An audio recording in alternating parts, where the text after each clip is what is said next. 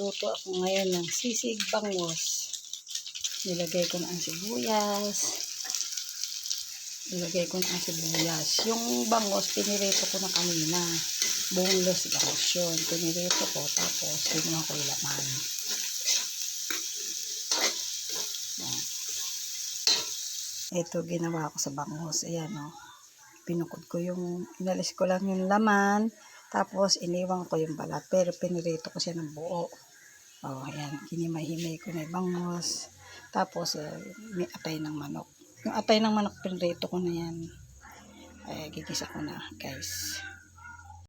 Maraming sibuyas, mas masarap. Yan, lagay ko na yung bangus, guys. Yan. Sarap ito, guys. Yan. Lagay ko na yung bangus na hinimay ko. Kailangan boneless, ha. Para walang Pilipino boneless na ano.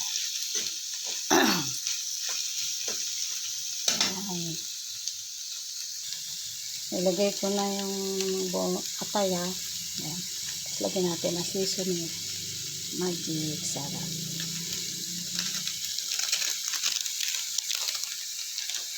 Tapos lagyan na natin siya ng sili.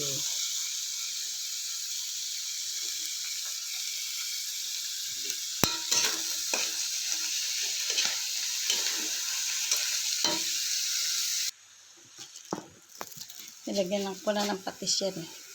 Tsaka ito, paminta. Okay, so mas maraming paminta, mas masarap. Yan.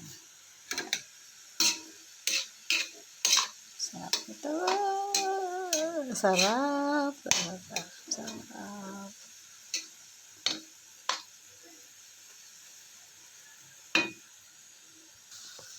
Malapit na siyang maluto, guys.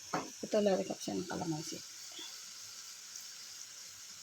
Ayaw, sarap. Tapos pwede na natin ng tikman. Luto na yan, guys.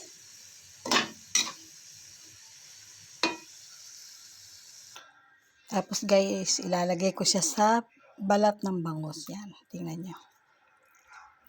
Nilagyan ko na yan ng, tapos lalagyan natin ng mayonnaise sa ibabaw.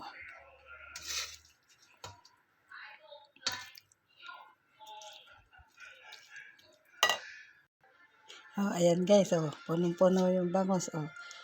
Naputol nga itong buntot na to, oh. Dinoktong ko lang. Para magandang tingnan, di ba? Oh, yan. Tapos, lagyan natin siya ng mayonnaise.